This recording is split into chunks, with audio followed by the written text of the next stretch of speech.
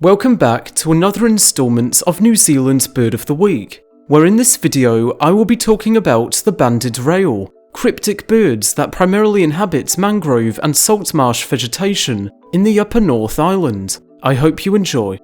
Banded rails are rarely seen birds that are medium-sized and intricately patterned, and can reach weights of 170 grams and lengths of 30 centimeters. They are similar to the larger weka, which may overlap with them, and they've also been found near the much smaller marsh crake.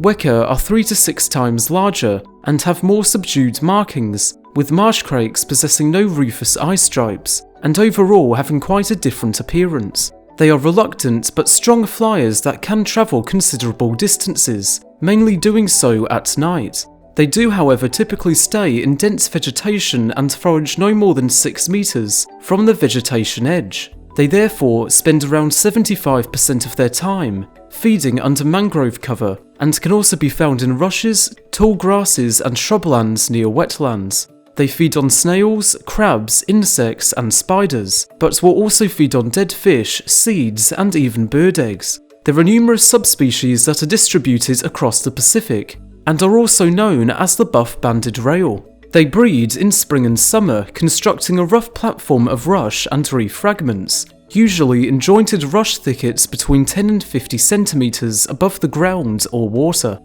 They lay 4 to 6 eggs, which are incubated for around 19 to 25 days, with the young then being looked after by the parents. Birds are sparsely distributed across the main 3 islands and small offshore islands, and were once abundant when Europeans first arrived, but have since gone into decline. Habitat clearance and drainage were significant, as over 90% of lowland wetlands were drained and cleared once settlements became established, which continues to be a major issue to this day. They are now mainly found in remaining mangrove and salt marsh vegetation in the Upper North Island, with around 80 to 90% of the population being found here, although they can also be found around Nelson and Marlborough, and other small, fragmented environments. They have also become extinct on many muttonbird islands following the release of weka, rats and cats, which also have a substantial impact on mainland populations.